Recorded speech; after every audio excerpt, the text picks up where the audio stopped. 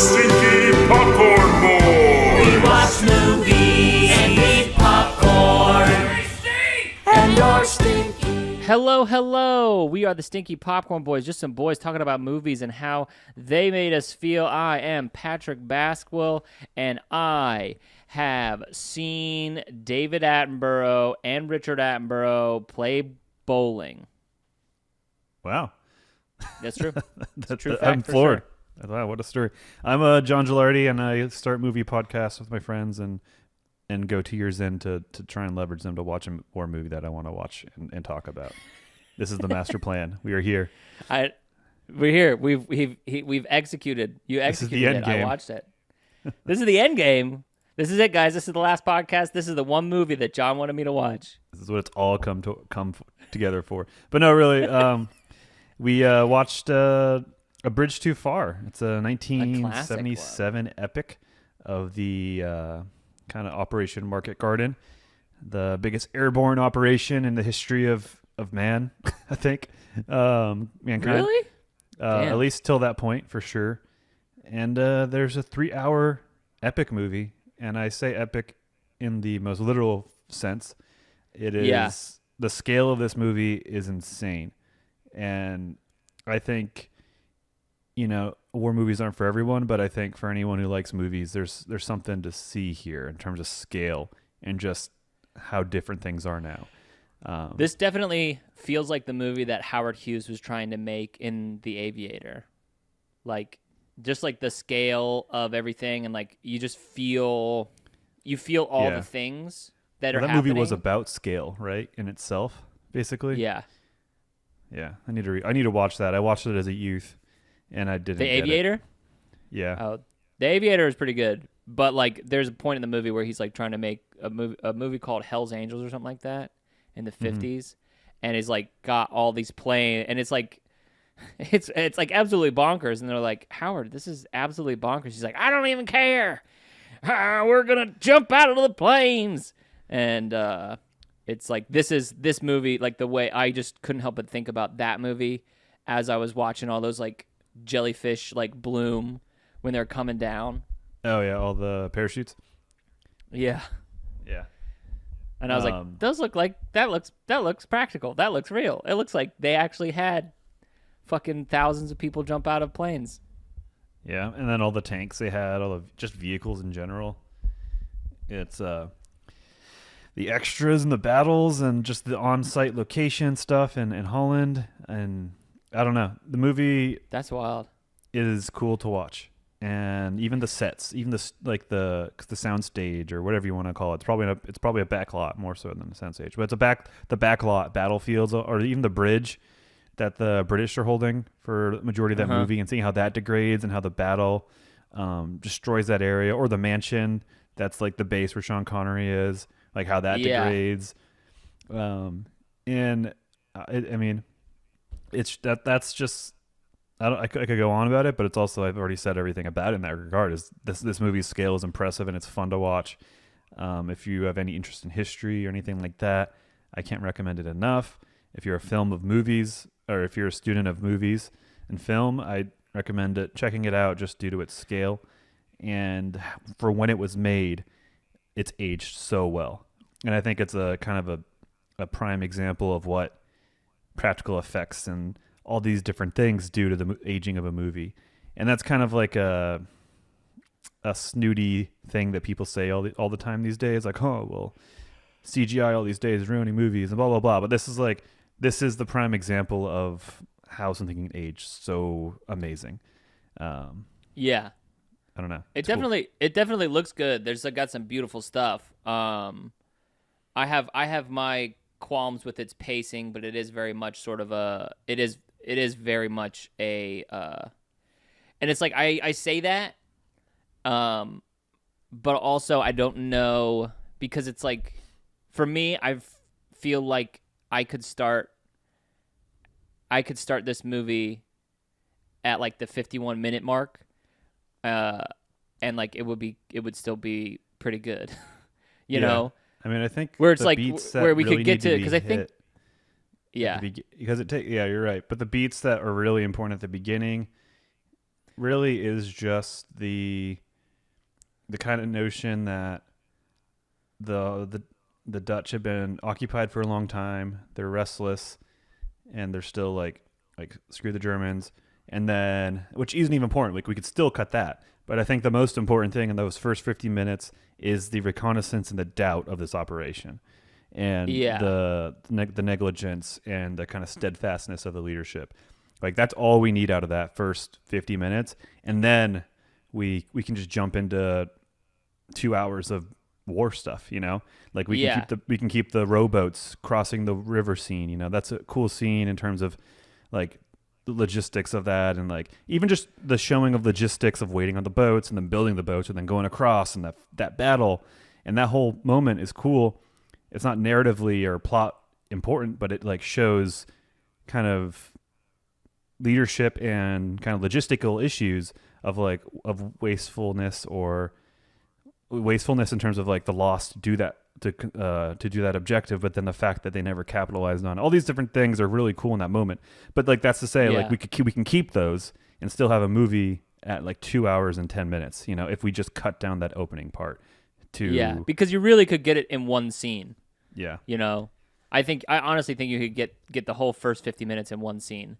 Yeah, and maybe it wouldn't be historically accurate, but you could just have a briefing scene, and the scout boy who is like, "Here, wait, these are my pictures. There's tanks there," and he's like, "No, those are reserves." Blah blah blah. Like that could be all in the briefing, like a briefing scene, and then we drop. Mm-hmm. And it also kind of like that is like that like shows like the time of that this movie was made, where they were like. You could probably make a similar case for some things in like The Godfather or other sort of like epic movies where it's like this, we could probably trim this down. And, I think that's for me watching this with not necessarily the same, with sort of like not necessarily the same affinity for this type of movie just in general. While I still like, it's fucking gorgeous. And like some of the stuff is so cool. And like seeing the sets, but it doesn't hit me and strike me the same way, even as I like appreciate the things that are good about it. And like there's something just innate about that's like the nice thing I think of. It's nice and is one of the reasons that it sort of gets repetitive for me. But the thing that's nice about watching any war movie is the agreement of the awfulness and the attempt to maintain humanity through this awful shit. Yeah, especially with the British especially with Anthony Hopkins. Is so good at that. Like the British are so good at, because the leadership they try and communicate in like the cheerfulness and like, oh, stay in their chaps. Like, I don't know, just like that generalness, or the guy with the umbrella. Like, I think like the British are the epitome of straddling like humanity and brutality when it comes to war stuff. In any era, at least in terms of the idea of the modern British soldier, I guess. You're going back to the Redcoats, probably the first instance of that. But I don't know. I love their gentlemanliness and like the briefing missions with the British guy and their cheekiness. It's so good. And spoiler alert in terms of like what I had watched recently, but I just watched Darkest Hour, and that's in there too. Just like that British cheekiness in the face of like brutality and like the stretches of humanity and the darkness of that. So I mean, since it's a pretty heavily British focus, like there's German perspective in it, there's American perspective, but it was heavily a British operation. So the fact that we get a ton of that is really, I think, really communicates that well in this movie more than others. And also, it doesn't help. It definitely helps. You're hanging out with these characters for 3 hours. Let me ask you a question. So was Montgomery a British officer or a British general? Yeah, he's British, and this was his. I think it was his plan, his operation. I'm speculative here, but I feel like there was different things pitched, and this was his pitch, and they bought in on it. And the idea was simply to end the war by Christmas. I think it was 1944, and they wanted to just capture a series of highways and bridges with airborne troops capturing the bridges and the armored divisions rolling up the highway fast to then kind of to solidify that salient, and then they had a route into Germany, like the back door of Germany, and it failed for a number of reasons that this movie tries to say. But people then say it extended the war by a year about. But I mean, the war, I don't know when Operation Market Garden happened, but the war ended like the next year in April. So when was VE Day? Yeah, VE Day was April, because but so sorry, I'm trying to because it's like that was one of the things that was interesting to me about this. That like towards the end, I was like, oh, okay, like these guys are gonna lose, and it was really interesting to watch that. And I would love to see a more streamlined version of this, I guess. But because this movie, and again, I say this by fully acknowledging, because this is maybe my biggest gripe with this movie, is that it shows so much detail, which is good. Yeah. And it's so theatrical. Like there's the scene where they're pulling the planes. And we have the gliders. We have but we have like 6 shots of the same shot of like the rope unraveling, and as they like pull out, and they do that like a bunch of they just like, and then they do that kind of throughout, where they'll sort of do establishing shots to show you how things work, or to like showcase the enormity of how many things are being put into this, all this stuff. And it is kind of cool. Like the bridge building scene, that was pretty cool, because it's like I had never seen anything like that. It was very much sort of like, and it's kind of funny that I think Richard Attenborough directed it, but like it's just kind of funny that because David Attenborough is the one who does like Life on Earth. It's like this is blah, blah, blah. It's like the war version of it. Here are gliders, and here are Jeeps doing Jeep things, and here's the rubber boats. This is and the exact. Yeah. I could exactly see like David Attenborough being like, now here we have the 82nd Airborne taking across here, and just like kind of like narrating it that way. But also like, and at the same time, like, I also fully recognize that form of storytelling is necessary to really showcase, like, because it does get you immersed in it, and it does get you feeling there. Well, it's still stuff done at such a fraction of real time, but because in terms of a movie, it's hung in there more. It makes it feel more real time, so it makes it feel like you're there or whatever is a big thing. In terms of like, have you seen Band of Brothers? Yes, but a long time ago. There's a few episodes on Market Garden from obviously the 101st Airborne Division perspective, but it's funny in that they kind of achieve their missions, but they have to pull back just due to the other bridges not getting held. But you see some of that in there. And then there's a video game called Brothers in Arms, which is very Band of Brother inspired, that called Hell's Highway, which is all focused. It's like a storyline of all Operation Market Garden. So there's some popular media out there that also covers it, but I would imagine that this is probably the most exhaustive and best at it, and like shows the shortcomings the most broadly of why things fell. Because again, the 101st Airborne, they did what they did, but if it's through their perspective, they did fine. So you don't get the scale of why it failed, I guess, from them. But yeah, I don't know. So John, can you in the best terms possible, or the easiest terms possible, run through the campaign as much as you know? Because I am not nearly as well versed, but it's like D-Day happens in June of 1944, right? Yeah, and there's a bunch of people who land in France. Yeah, well, D-Day was the beach landings, and the airborne dropped in. They got the beachhead, and then there was hedgerow battles for a while. So the Germans kind of like fortified these hedgerows, and it was like a kind of like a ambush trap of just like T or L-shaped ambushes and shit, and just digging through the hedgerows. It was a whole nightmare. And then eventually, I think they pushed the Germans mostly out of the way, and then this came along as the next big offensive, and then that failed, and then the next big thing was the Battle of the Bulge, which was the big German counteroffensive, which they put everything they had, and they created this huge salient in terms of a drive to the west, but then that got beat back, and the Allies were pushing, and then the the Soviets were pushing them from the east, and then essentially Germany fell shortly thereafter, just due to being pressure from both sides, and that was in April. So I think Bastogne was obviously, I think Christmas, just winter, and then the rest was pretty. So the Battle of the Bulge was also 1944?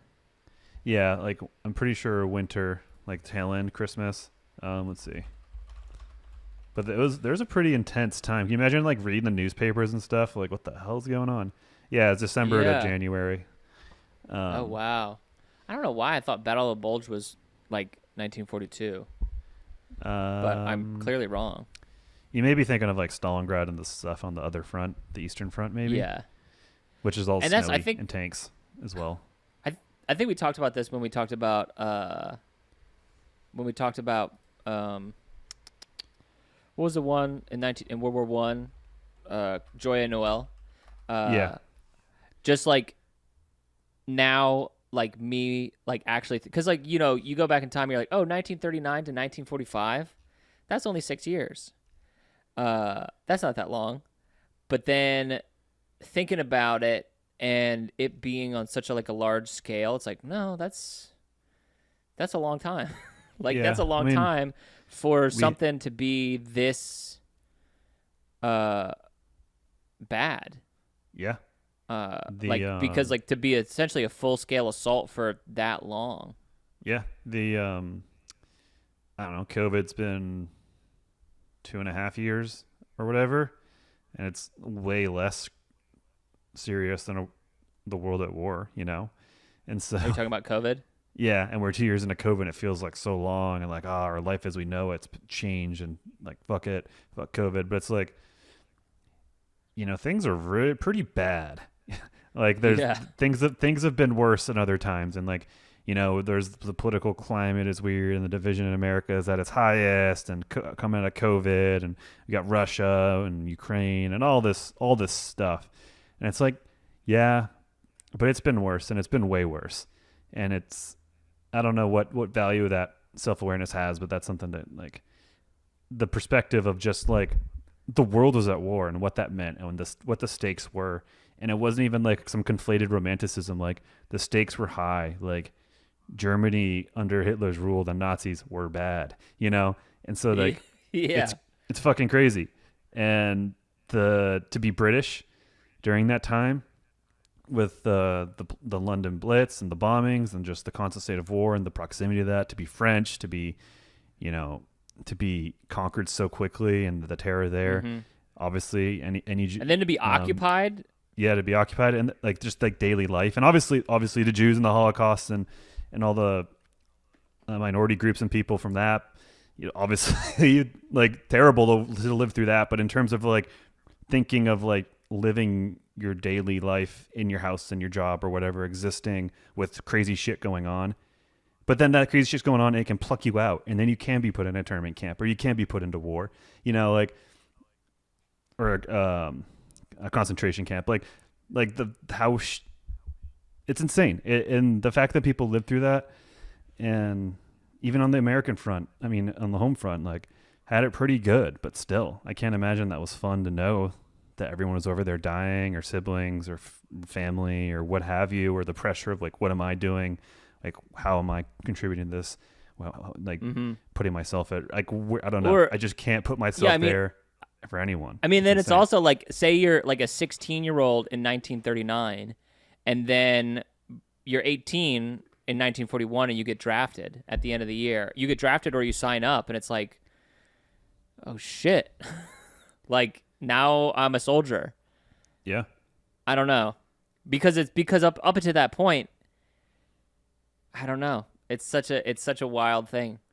But and I know that it's like, that's not a new subject. Again, we've already talked about it, but it's like this again, and that was one of the things that was cool to me about this movie was like the again trying to maintain the humanity is like, well, did you pack my dinner jacket? It's like, do you think you're gonna need your dinner jacket? And it's like, I can hope so, or any of those things. It's like, did you pack my clubs? And it's like, yeah, I packed your clubs, and it's it's just like, this is like, it's like the attempt to just try to maintain.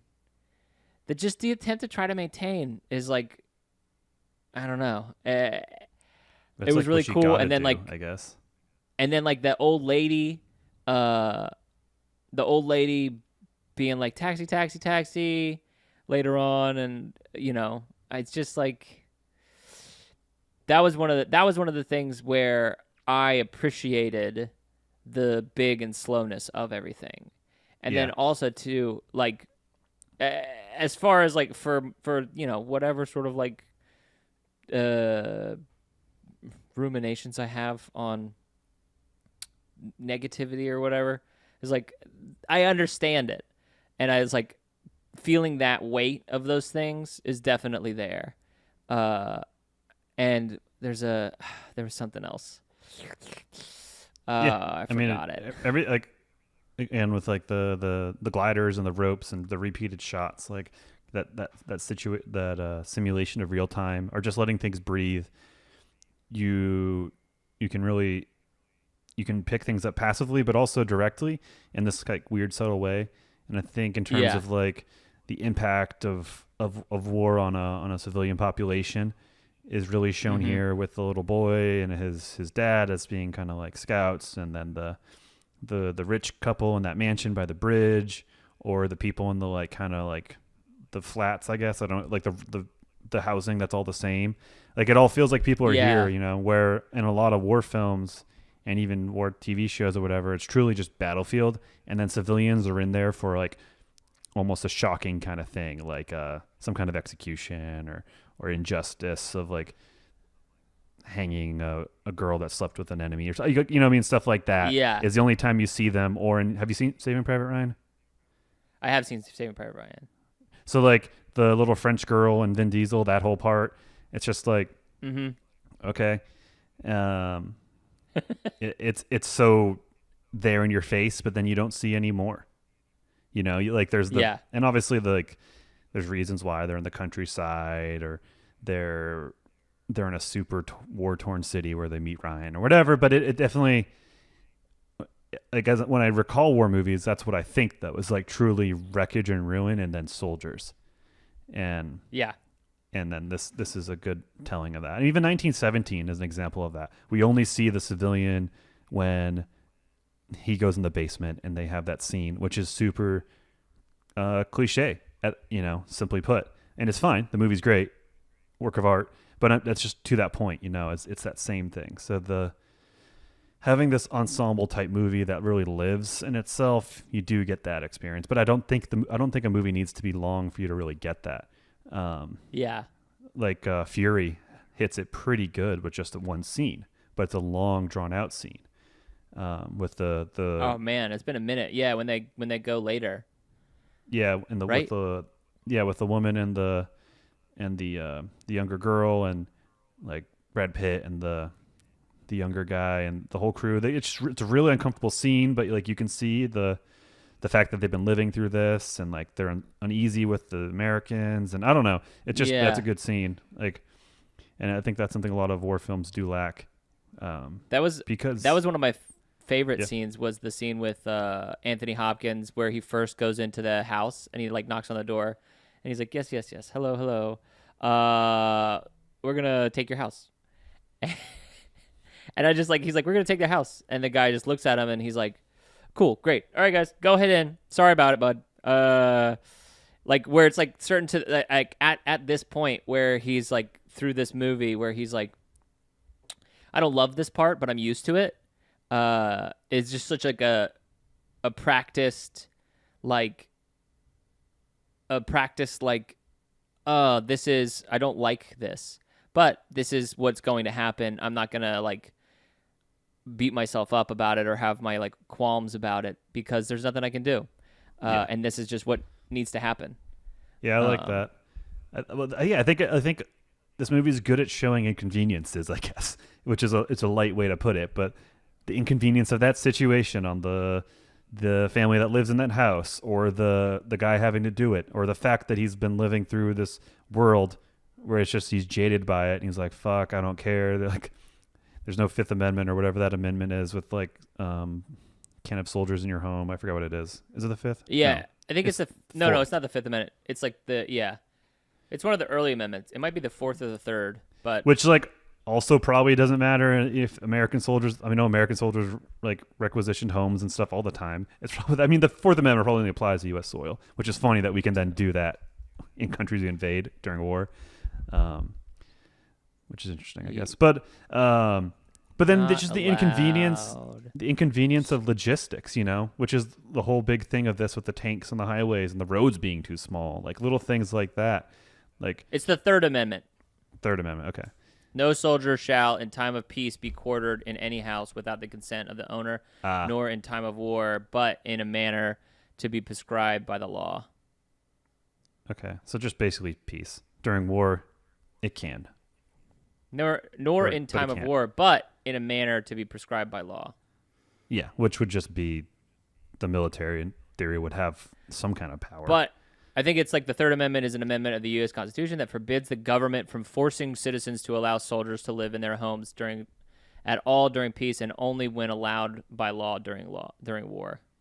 So there's some sort of loophole for war. Yeah, which I mean makes sense.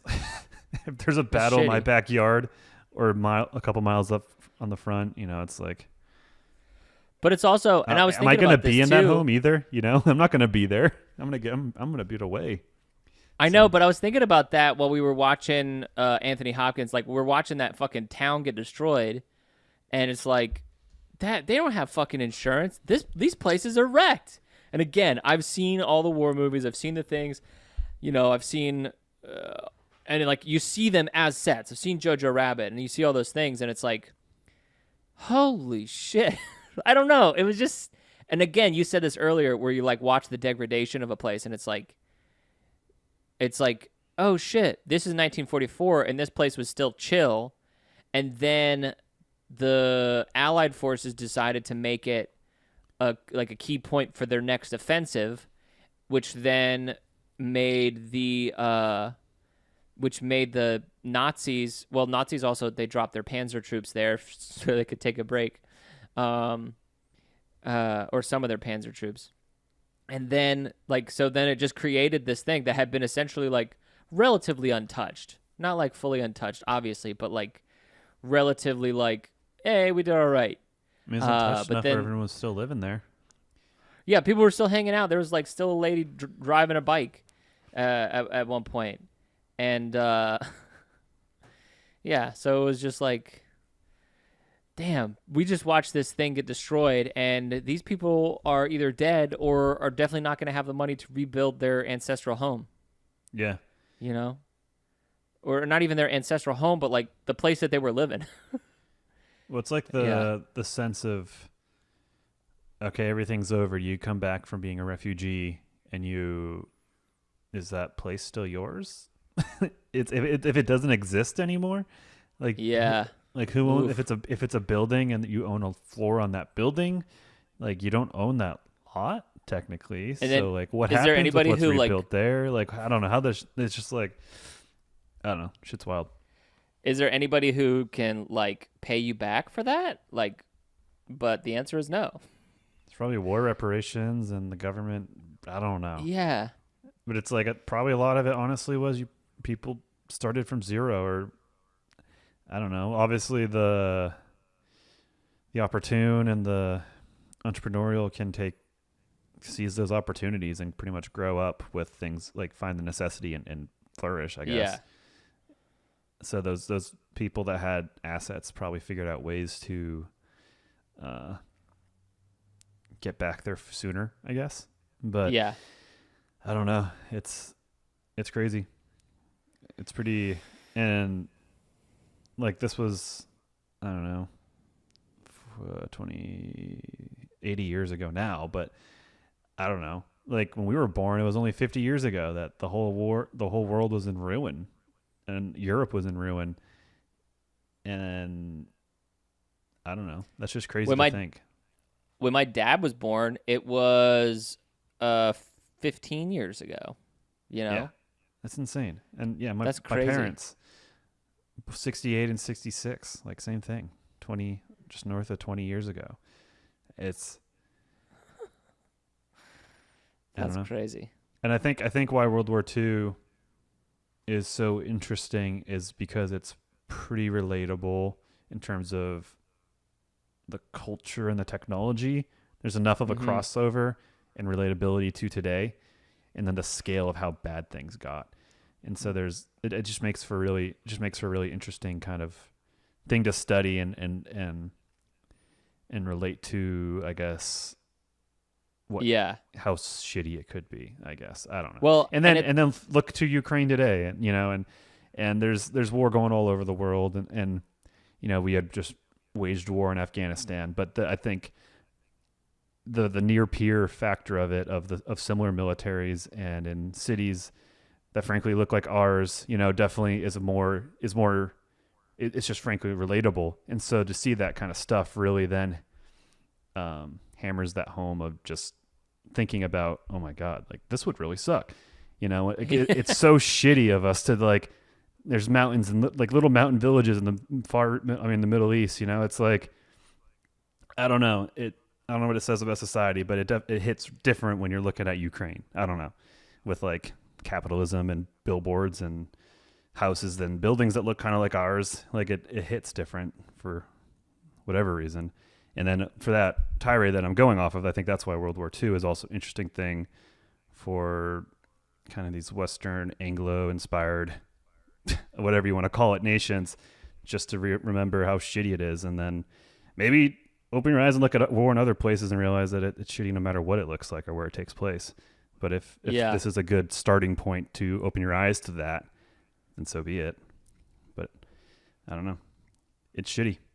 I think anyone who's sending people to war needs to have gone through it themselves or have some kind of adjacent thing or something. I don't know. It's just, it truly has to be the most lastest of resorts. It's it's shitty. not. And I have no experience with it. I'm, speaking out my ass halfway, but it's crazy. It's wild. And that's like, again, whatever my trepidations are for like the filmmaking of it, it's like I understand for the filmmaking and the storytelling of it. I think is where, for me, it's like, all right, let's and also it's not fair because I've seen like Dunkirk in 1917 that are much more modern telling of this sort of feeling, if not this exact, obviously not this exact thing, but it's like they sort of hit that same like crush of war and so all of that stuff is like the recency bias gaze. And it's also not to say that it's not cool to see all these guys do their thing, but I do wish that it's just really interesting too to watch this movie from a modern eye and see like, James, like to see it be like, I'm trying to think of like what the type, where it's like essentially like little vignettes that we sort of like set up and pay off. And it's like Robert Redford doesn't show up until 2 hours and 15 minutes into the movie. And then we finish his story within that next like 30 minutes, And the same thing with James Caan is like, we finish his story about like an hour and 15 minutes into the movie, maybe, or maybe an hour and 30, and then he's done, And so it's like kind of cool to see something that is like this like sort of like ensemble drama, long form thing to like have it. It's kind of cool to see that, which feels like kind of a very modern thing to have it bring through and to have like, all right, we're going to bring in this person for this vignette. We're going to like, again, it feels very much like 1917 in that sort of way for me, where it's like, all right, we've got, Andrew Scott for this beginning thing, and then we've got Benedict Cumberbatch for this ending thing, and then we've got Richard Madden, and you have all these sort of like relatively big name actors who have their little vignettes to hit this stuff. Yeah. That's true. It's like a Warner version of that. Yeah. I mean, there's an earnest. I think not earnest. I mean, most people try to be earnest with these kind of movies, but I think there's I think everyone in this movie, at least the older guys who are the generals and stuff, lived through it, and a lot of the filmmakers. So it feels like there's a responsibility towards, I don't know, being genuine, I guess, or like not even. There's a responsibility, I think, just because it's the proximity is close enough and the experiences are real for a lot of these people to have lived through, that it feels it feels like maybe there's no effort in there. It's just the way it was because it was so close to them, so adjacent to them. I don't know if that makes sense. And so tonally, it just feels... No, that makes sense. It feels good, and it feels right in terms of what it's trying to be without trying. It's not heavy-handed. There's even a levity to it, but it still is very effective at its kind of grimness and fatigue and just the general being fed up with it, all sorts of different things like that. I don't know. I think it's a really unique thing that can be captured due to its proximity to the real event. And that's probably something that we'll see maybe in stuff on the Long War or the Long Wars or whatever in Afghanistan and Iraq, like maybe comparing the media and stuff that came out like when it was happening basically to just right after to then maybe, a movie on the Iraq War in 20 years, like that's an interesting thing in itself to compare and kind of break down.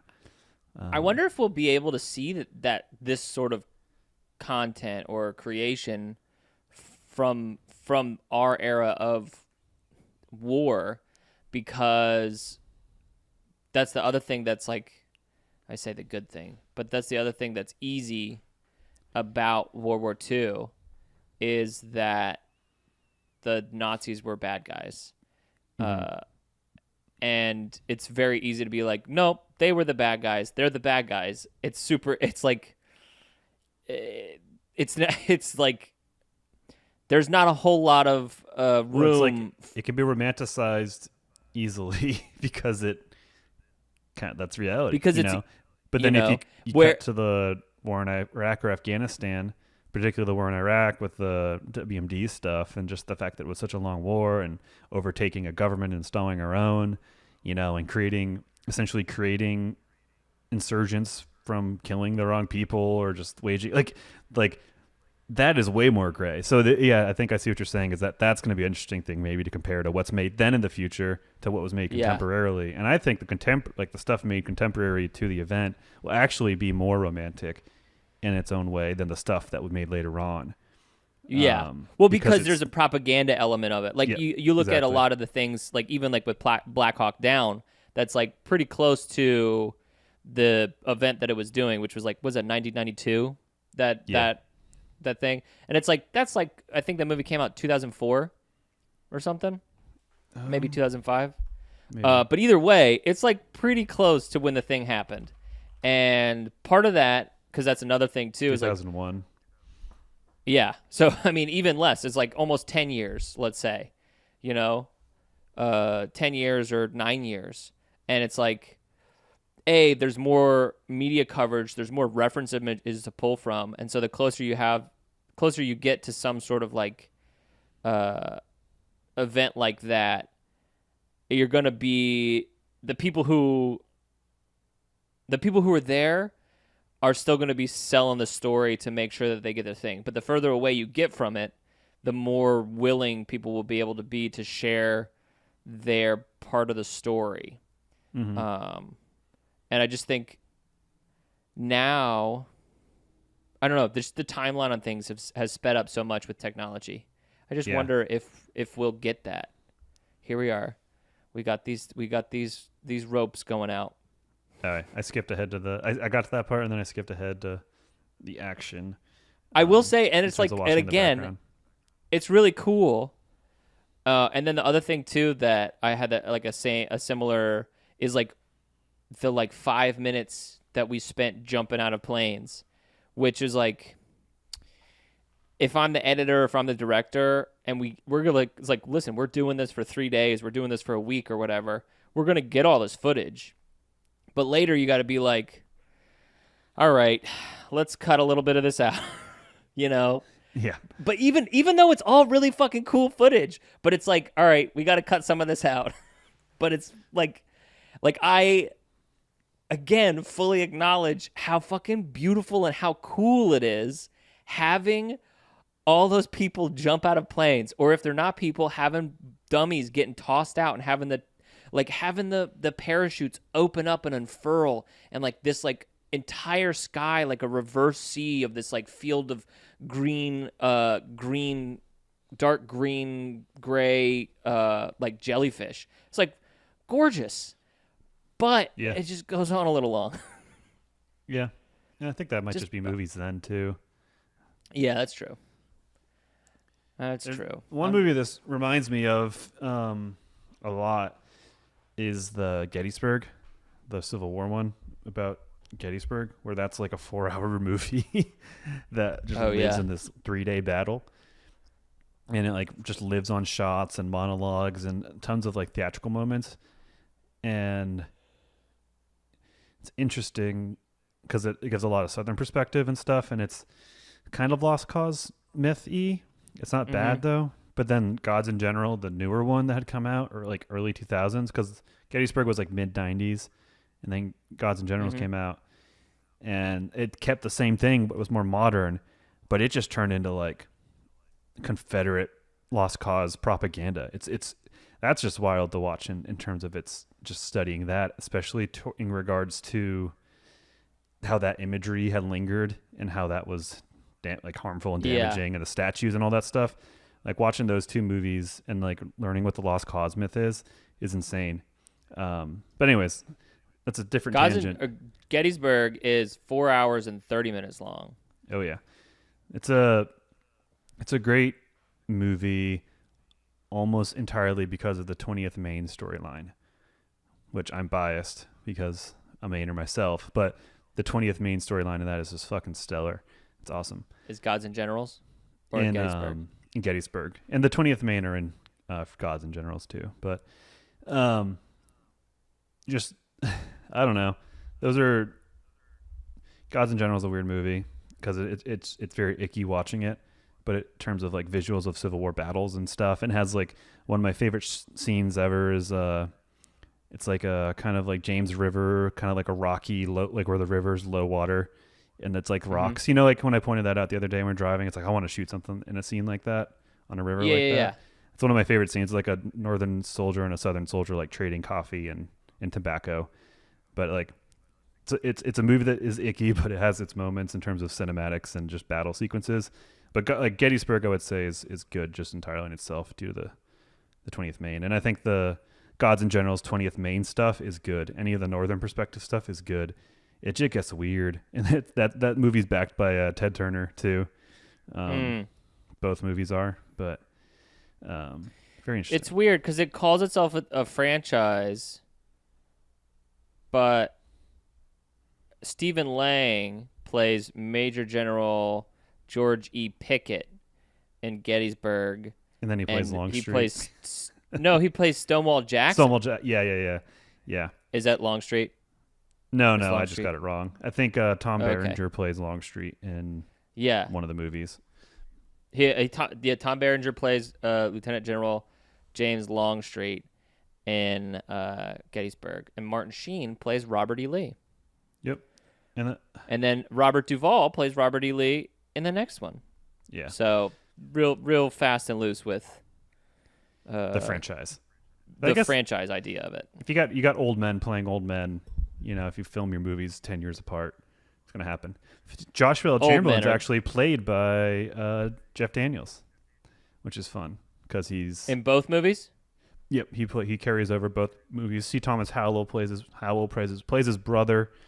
The 20th Maine storyline has the most consistency. Like those could be storylines in themselves. Shit's wild. It pops off for them, at least in those two battles. Okay, Anyways, yeah, he does play the same person in it. sorry.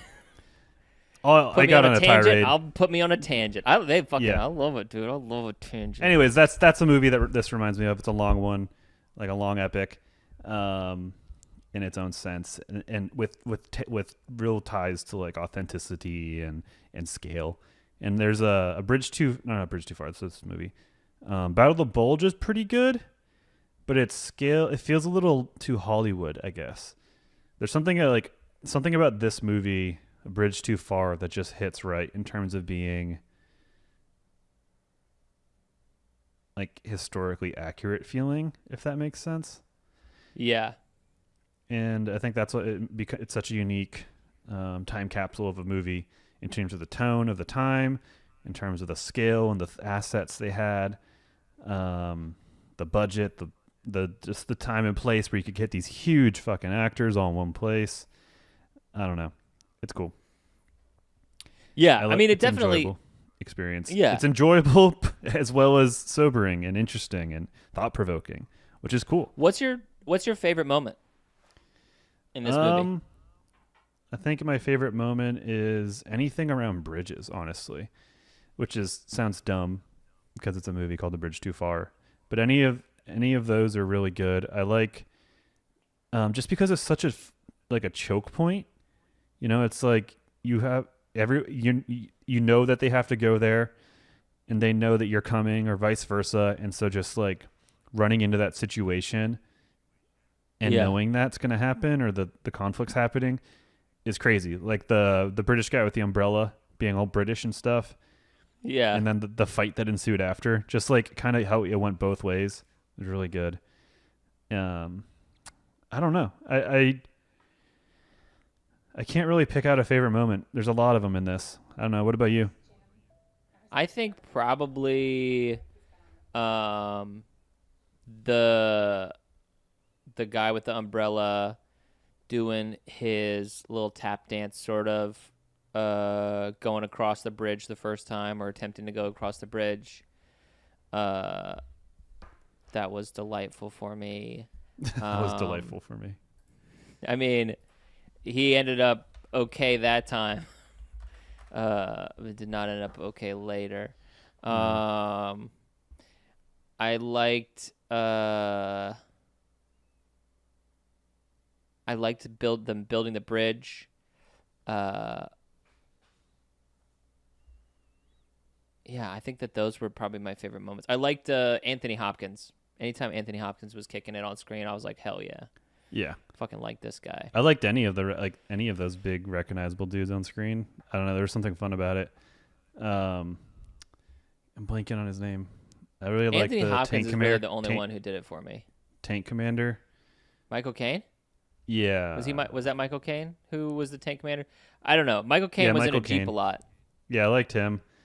Like nothing really super memorable actually. I just he looks so good for the part. Like that looks like a British tank commander. I don't know. And it does it for me, I guess. I don't know. I liked James Caan and the doctor. There's a scene where James Caan saves his buddy. Oh yeah. And then is like puts his the doctor at gunpoint and is like, fucking do this shit, dude. And the doctor's like, all right, fine, I'll do it. And then they do it, and it turns out they sort of like save his life, and they have like a fun little exchange where he's like, all right, turn me in. And he's like, all right, I'm gonna. This is fucking, we're gonna send you to jail for sure. And he's like, okay, yeah, I get it. No, I'm just glad my friend is fine. And the doctor's like, yeah, okay, good. Well, it's gonna be this. So cool, great. And like, we're on the same page. And James Conner's like, yeah, we're on the same page. I fucking get it. Yeah, that's a good exchange. I did not like Ryan ONeal, the guy who plays the general with who like shattered his back or whatever, but it like powers through. He's just the American. He just doesn't vibe for me. Yeah, I mean, he kind of feels like the generic American soldier. He kind of feels like he's kind of feels like he kind of feels like he's getting he's in a different movie than some of these other guys. Yeah, I can see that. I think I'll do reviews in a second, but one thing I do appreciate in this movie, and it's not unique to this movie, is when the other language speaking, other than English people, speak the language, even if we get like scenes, like there's no common or like relative common, like you just get the language they speak and you deal with the subtitles. And I think that helps with the kind of like the authenticity vibe or whatever you want to call it. It's just such a simple touch. But time for the reviews. It's very interesting on the critics, and these are probably reviews that go back years, but gave it a 63%. It's still it's not rotten, but it's a 63. It's not. Yeah, it's maybe not as high as you'd think. It's not as high as I thought. I thought it would be like the year it was made, like 77, maybe 80. But the audience review is an 86. Okay. Huh. And this is one of those situations where I agree with the audience. Obviously, I'm a little biased. I don't know. Let's see if I can find some reviews. It's obviously not going to have the weird, contentious things, but let's see. Maddie D, the cast, the scale, the airdrop scene. What a movie! Kudos to Attenborough for delivering so much epicness without squeezing in a forced happy ending. A true depiction of the good guys not always being the best at planning. 4.5 stars. Okay. Steve D, 2 stars. Too long, but with too many characters to do a single one justice. I don't think you want to use "but" there, buddy. Yeah, that's grammatically that's a mistake. Let's see. Clark. I'm trying to find the ones that will give the talking points here. 3 stars. A Bridge Too Far is impressive in scope and scale, but the remarkable pieces don't come together in one cohesive whole like I hoped they would. This is a series of battle vignettes with a bunch of characters that you don't really get a chance to relate to because they're only on screen for a few moments before their cameo is finished. The war scenes are well done, but the story, like the actual events this movie is based on, could have benefited from better planning. I'm going to be honest. I think that's a good review. Yeah. I think that I agree. I think I agree a lot with that review because I didn't think about it because I was like, oh, look at Robert Redford. And then I was like, and not until we're talking about it now where I'm like, James Caan never really came back. We never really followed through with any of that. Yeah. I think we just sort of had one scene with, I think it was with Michael Caine and a bunch of the people who were like, if only the fog and if only the blah, blah, blah. And then he's like, if only the road. And that was a scene that I feel like in a more planned, I think that maybe is that sort of encapsulates what this movie is to me, is that it's a really good depiction of the events that happened. It's not a cohesive story of the events. And I think that's what it wanted to be honest. And I think it, I think it could be the best version of itself with and then maybe this is a contemporary film watcher review, but just tighten up the editing and it could be a better version of what it is, but I think it's very good at being what it wants to be. Because I think what they shot, this is the best thing that can come out of it in terms of how they can edit. Because in terms of planning or whatever, I don't think the beats are there at all anywhere. I think more time was put into spectacle and living in minor character cameos or whatever you want to call it than developing James Caan's character or the U.S. general with the shitty back, All right, let's see if I can find one more. Okay, here's a good one to end on. LG says 3.5 stars. Watched for the first time tonight. 100% worth one watch. I stopped once for a couple minutes to get a bowl of ice cream. Lots of movies are better than this, but more than that are not as good. Period. So that's the review. Wait, read that again for me? Hold on. What is? You stop one time to get a bowl of ice cream. So they got the bowl of ice cream. They took a break. Makes sense, whatever.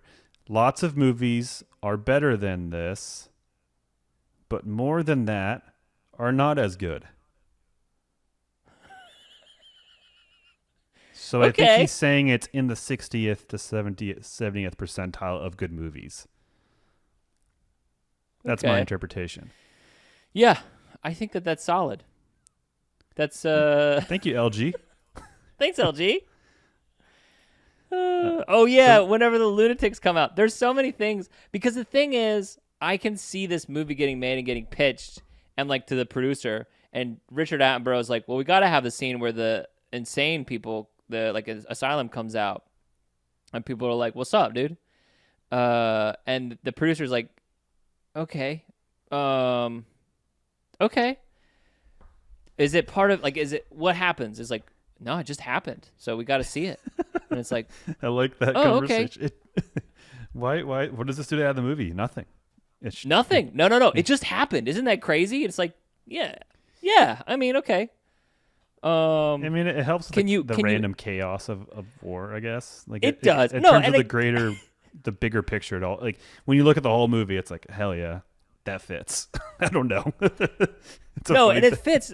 And again, that's just what I'm saying. It's like for me with this movie where it's like everything is beautiful, everything is cool. Again, beautiful. I use that, and like the filmic sense where we have like these amazing setup shots. War is not beautiful. There's sort of a tragic beauty to things anyway. Whatever. But it's like this is just like I guarantee that actually happened. I guarantee you everything that happened in this movie happened in real life. Or some very close version of it. Yeah. Some sort of thing. But I gave it 4 stars. I gave it 4 bridges, I think, taken successfully. Ooh. I don't know how many bridges they did or didn't take, but that's how many. I like it. It's a personal favorite that I discovered within the last 5 years, and I'm like, damn. Nice. It's just the scope and scale is so cool. It's so good for me. It tickles my funny bone. How about you? Yeah. I'm gonna give it a bridge. I'm gonna give it a bridge too few. I'm gonna give it 2.5 floating bridges. Not because it's bad, but because I feel like other movies accomplish what I want from this sort of movie better as far as storytelling goes. I think this is the best you've talked about a movie that you rated that much. Which I think is I mean, tonally, again, it's just like tonally I think shares how if you haven't seen it, I think tonally is a good expectation for a prospective viewer or someone listening to this. I mean, and again, it's like I fully acknowledge that this is like fucking cool, and like all the shots, like the opening shot of the man on the telephone is like, I was like, oh man, this is gonna look good, because it looks great, and like I don't think I can personally get past the disjointed story where there are so many cool pieces. That's for me. That's for me. That's my vibe. I think that there is a better, for me, there's a better story that accomplishes the same thing. Yeah. But again, that's me also acknowledging that there's a point and there's a purpose for why they made the movie the way that they made it. So, so take that for what it is. For me personally, 2.5 bridges. One of those bridges got blown up. I think half of the bridge got blown up. One thing I forgot to say that I liked the moment where they're dropping the supply drops or whatever. And the one soldier goes and gets it. And they're like, hell yeah, blah, blah, blah. And he goes gets the supply canister and he gets killed in the progress. And it's just red hats. And it's just like, again, such a vignette. But it's like, damn, that guy's whole life came down to red hats and being in vain in that manner. And then that means that happens all over the fucking, I mean, that just happens everywhere during these kind of things. And it's like, damn, that makes me feel sad amongst many things that I've been feeling from this movie. But in terms of what I've been watching recently, I watched The Darkest Hour. I finished Stranger Things, which maybe we can talk about. And I watched Trainwreck, the Woodstock 99 documentary, which was just candy. that was just fun to watch. In terms of, it's just a very interesting watch, I guess. I don't know. That's what I've watched. The Woodstock blah blah blah. Yeah. I've been thinking about watching that just because I like chaos. Yeah. No, you would like it. It's cool. It's cool. Okay. I don't know. Did you ever watch any of the Fire Festival documentaries? Yeah, I watched one of them. It scratches that same thing, but I'd say is better because it happened, and also you get to like see. It's They have like footage. I like the commentary on culture of the time that it has. More the Fire Festival's more just like the hubris of like startup crypto boys and like unrelatable rich influencer knobs, you know? Yeah. So it's not too much of a cultural commentary, whereas that's relatable. Whereas I think Woodstock one is, and even if it's not to my era, it's like an era I lived through and saw and was adjacent, or reminds me of my uncle, or people who were that age at that time. And so it's really interesting. It's also, again, like we were just literally talking about, like with the time difference between them, where like we've had time to reflect and think about, and all the stories have been able to come forward. Whereas like the Fire Festival documentaries, one of them is produced by Jerry Media, who fucking played a big role in fucking doing the Fire Festival, or like in the promotion of it. Yeah. And then the it other almost feels one, like a wiping their hands clean of it somehow. Oh yeah. No, for sure, 100%. And then the other one, I think the Hulu one paid Billy McFarland like $120,000 for his tell-all interview or something like that, or something like that's like, hold on, you paid this motherfucker for his tell-all interview? Yeah, we shouldn't be rewarding that behavior. Yeah, get it out of here. Come on. So what have you been watching? I have been watching I've been watching a couple different shows, sort of like bit by bit. I've been watching The Bear. Finally dipped my toe into The Bear and was like, hell yeah. The Bear? And then The Bear, it's a Hulu show about a Michelin star chef who takes over his brother's Chicagoland beef like deli after his brother's suicide. Oh, I thought it was a side shoot of Shameless, just because it was the same actor in Chicago. I was like, this is Lip when he just truly goes out on his own or something. He's doing it. He's finally doing his own thing. I don't know. I've never seen Shameless, but I can imagine. And then also The Rehearsal, which is wild. What's that? And then also The HBO. Sandman. Yeah, that's HBO. It's essentially like a weird performance art stand-up comedian. Are you familiar with any of Nathan Fielder's stuff? Nope. It's maybe I still look need to up the watch show Barry on HBO. It's more to just say my HBO action's pretty limited. Which it needs to be you're higher, the reason. I acknowledge. You're the reason that they're fucking shutting everything down. It's you, John. I know they got good stuff. Everything. I need to watch it. They got great stuff. It's not my fault. I still pay the It's money. not your fault. But they need that viewer count. And then also The Sandman. I've been watching all of those things. I need to watch more. I've been also watching Full Metal Alchemist with my girlfriend as we build and paint minis. It's been kind of hell the background yeah for that. Got a few more episodes left of it. It's fun. It's fine. It's not an anime cool. I would try to get someone into anime with, as someone who's not trying to get anime, but like I'm that kind of. Yeah, I hear you. I don't know, but I don't know. We still need to watch JoJo or. Or what's the other one? Avatar. You want me to watch Avatar? I want to watch I want to watch an episode of Avatar, JoJo's Bizarre Adventure, Cowboy Bebop, and One Punch Man. Okay. And then see, like, oh, which one would you want to watch? Like, after watching each episode, like, what are you interested in? It'd be kind of an interesting. Okay. And I'll write I say that down. as I've seen the first episodes of both Cowboy Bebop and One Punch Man, and one stylistically sold me. One was like, this tonally is actually fucking dope, but I've only seen the first episodes, and then I watched most of the first. I've watched like the first 3 or 4 seasons of JoJo, and I've seen all of Avatar.